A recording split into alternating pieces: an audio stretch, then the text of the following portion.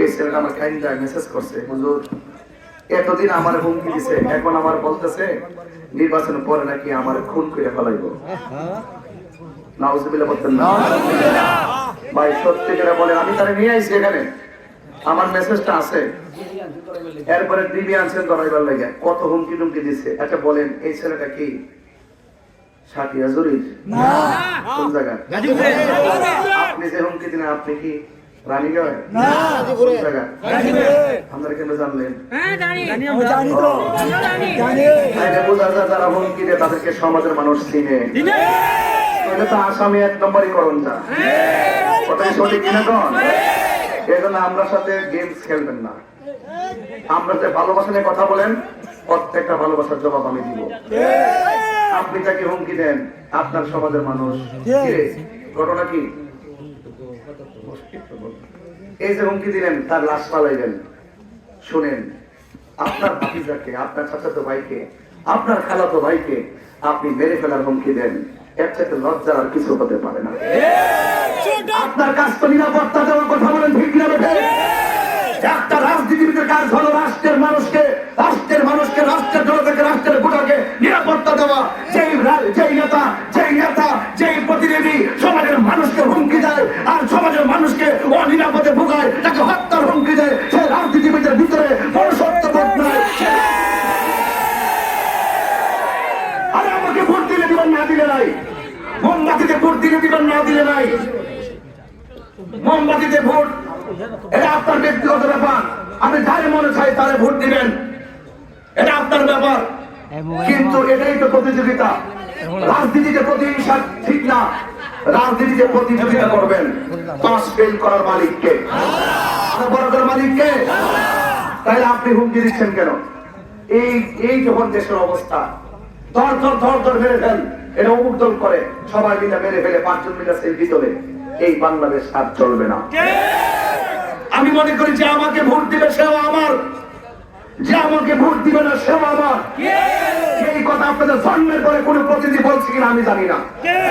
প্রতিনিধি আইসাই বলে এজেন্ট থাকবা, 12 তারিখের পরে বুঝবা।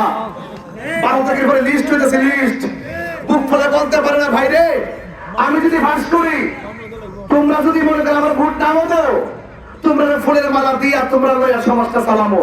এই কথা কিন্তু কোন রাজনীতিবিদ কয় না।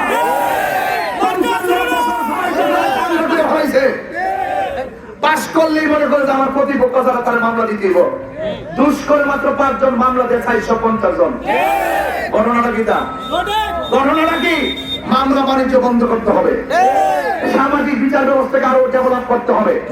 ছোটখাটো অন্যায় হলে সামাজিক ভাবে এমন ভাবে ফোর্স তৈরি করতে হবে যেন বড়দের প্রতি শ্রদ্ধা থাকে, ঠিক না বেটে?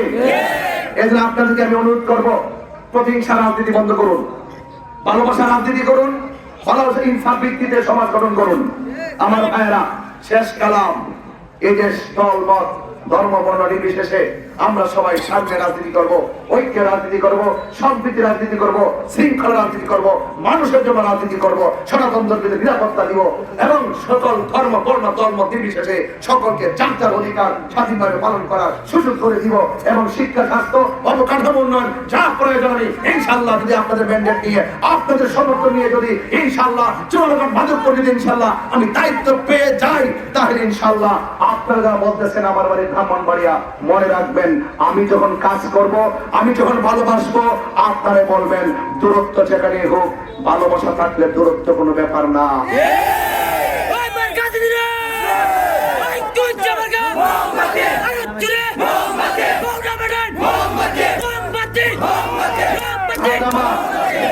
আপনাদের কাছে আমানত দিয়ে গেলাম কথাগুলো, রাত্রে শুয়ে শুয়ে ভাববেন তাহির হুজুর কি বলছে, যদি বিবেক থাকে বুঝবেন কি বলছি।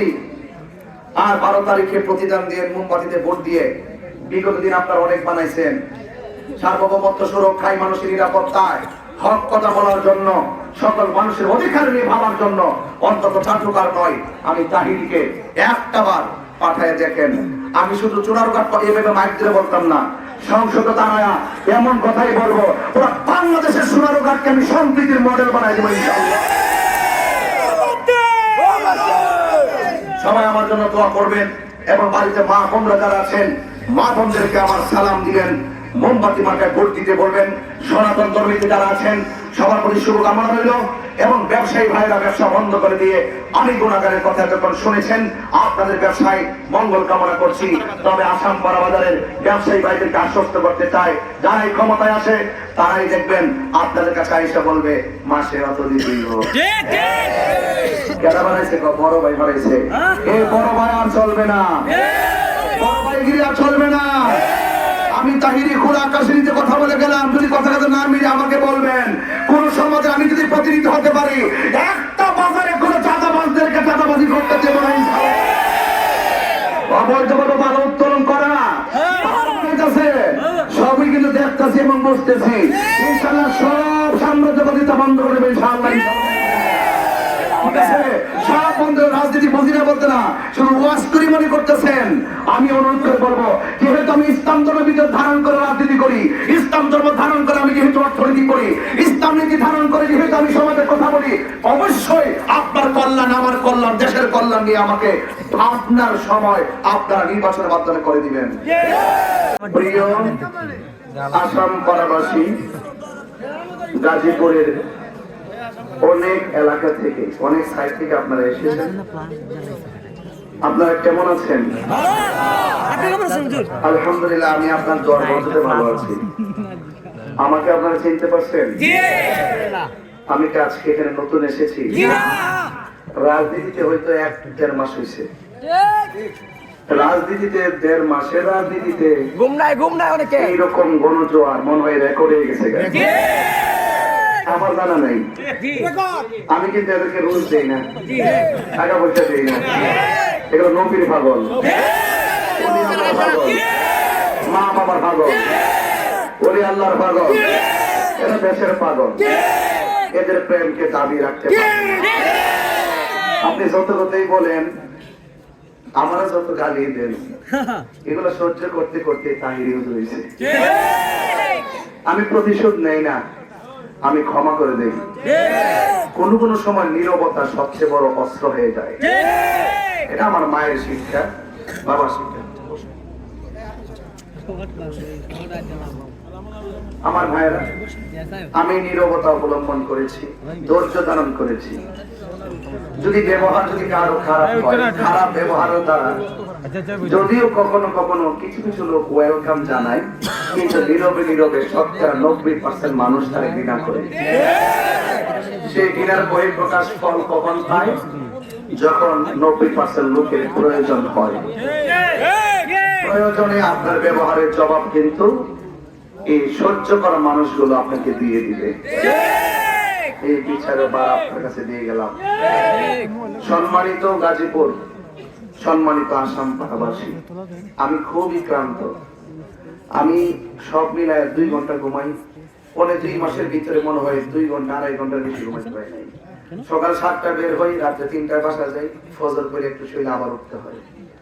আমার মতো একটা ব্যক্তি, আপনারা আমাকে যে ভালোবাসা দিয়েছেন 22 বছর, আমাকে দাওয়াত করেন 2 বছর আগে, 1 বছর আগে, ডায়েরি লিখে রাখি, ওয়াদা মতো আবার আপনার কাছে আসি। এই 22টা বছর পর্যন্ত আপনারা আমার দাওয়াত করিয়া কি সুন্দর প্যান্ডেল করেন, কি সুন্দর স্টেজ করেন। রাজনীতিবিদরা তো স্টেজ করতে গেলে আগে টাকা পানা দিমনে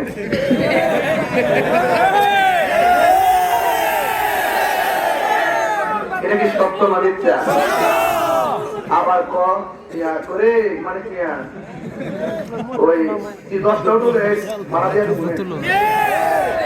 বাজান, আমার এইগুলো লাগে না। এই মানুষগুলা পাগলের মতন দিন রাত 24টা ঘন্টা এমন ভাবে কাজ করতেছে, আপনি কল্পনা করতে পারতেন না। যেদিন কেন্দ্রটা ভোটটা শুরু হয়েছে, কেন্দ্রে বুঝবেন কিটা করছেন। এরা বলছে আমরা পরিশ্রম করতেছি, ক্ষেত আল পাইছি, নিরাইছি, পানি দিছি, ধান লাগাইছি, ফসল ধরবো, ফসল ধরার পরে আমরা ফসল ধরে কাইটটা নিব, কাইটে নিয়ে ঘরের ভিতরে ঢোকামো, মোমবাতির আলো জ্বালাই দিব। ঠিক আছে কিনা? এটা কিনে কইছি, কারণ এখানে শুধুমাত্র দান না, আরো প্রার্থী আছে। সব প্রার্থীর সাথে মোকাবেলা কইরা এই মোমবাতির প্রতীকটা লড়াই করতেছে। বয়স মাত্র 15 মাস, বয়স মাত্র সুন্নিদের বসন্তকাল চলতেছে। কি কাল চলতেছে? কারণ তাদের মনে অনেক কষ্ট আছে। এরা এই দেশে বৈষম্যের শিকার, এই দেশে তাদের সংখ্যা অনেক বেশি। রাষ্ট্র ভাই গুরুত্ব দেন আব্বা, কয়ও রাষ্ট্র গুরুত্ব দেয় না। কেন গুরুত্ব দেয় না জানেননি? কারণ আমরা রাজনীতিতে নাই। যদি রাজনীতিতে আমরা যদি সক্রিয় ভাবে যদি নামিয়ে যাই, কি যে করতে পারে 1.5 মাস তার প্রমাণ। কথা কি সঠিক কিনা? অনেকে বলে আমরা বাড়ি ব্রাহ্মণবাড়িয়া কি লেগে নাই শুন। এটার অর্থ হইলো, এটার উত্তর হইলো যে আমি আইসিটি কই আমনের দাম বাড়ছে, আমরা আব্বা রাখতেছে নাইলে বাজান আমরা জিগাইল নইলে জিগাইল নইলে সঠিক কইতেছি। আবার আপনি রাজনীতি করতে জিজ্ঞাসা করলো নইলে এক নেতার একটা বান্ডেল ধরা দিলে হইলে কইলে যে চিন্তা করেন না সব ওকে আছে, রাত্রিবেলা সাফাই সাফাই লয়ে যাইলে কইলে কি মনে করেন আর অনেকে করবো? সারা দেশের আকাঙ্ক্ষা একটা সুষ্ঠু নিরপেক্ষ অবাধ পরিবেশ নিয়ে নির্বাচন করা, বাংলাদেশের ভাইকে যারা প্রশ্নবিদ্ধ করার জন্য চেষ্টা করবে, এই সাধারণ জনতা তার দাঁত বাংলার জবাব দিয়ে দিবে। বুলেটের মাধ্যমে জবাব দিবে না, ব্যালটের মাধ্যমে জবাব দিবে। এই জন্য বলছি কি, প্রতিহিংসা রাজনীতি বন্ধ, ভালোবাসার ভিত্তিতে রাজনীতি করতে হবে, ইনসাফের ভিত্তিতে রাজনীতি করতে হবে। আমি দীর্ঘ 15 মাস যে ওয়ার্ক করলাম, কাজ করলাম, এই পর্যন্ত শুনছেন আমি কোন গোষ্ঠীকে, কোন সনাতন ধর্মের কাউকে কটাক্ষেপের কথা বলছি না। আচ্ছা, সনাতন ধর্মের নিয়ে সম্প্রীতি নিয়ে কাজ করি, আমি কি নতুন করে কাজ করি? দীর্ঘ 22টি বছর পর্যন্ত আমি সম্প্রীতি নিয়ে কাজ করি। এই জন্য সনাতন ধর্মী যারা আছেন তারাও আমার অনেক পছন্দ করে। তো এই জন্য আপনারা রাগ করে লাভ নাই, নির্বাচন আসছে, নির্বাচন চলে যাবে। দয়া করে গ্রামের কাউকে হুমকি দিয়েন না। আপনি যে গোষ্ঠীতে হুমকি দিতেছেন, দুদিন পর কিন্তু আপনি তার বাবাদের আব্বা রাখবেন।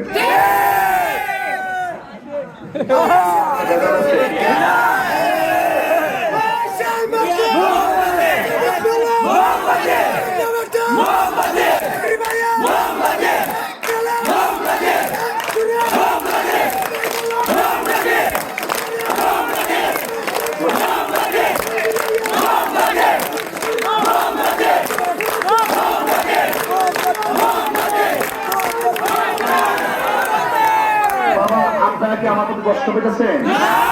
মানুষকে ভালোবেসে রাজনীতি করেন। ক্ষমতা দেওয়ার মালিক কারা? নেওয়ার মালিক কারা? না তামসি ফিল আরদি মারাহা, জমিনে অহংকার করে চলবেন না। অহংকার পতনের মূল। অর্থের বাহাদুরি বেশি দিন থাকে না।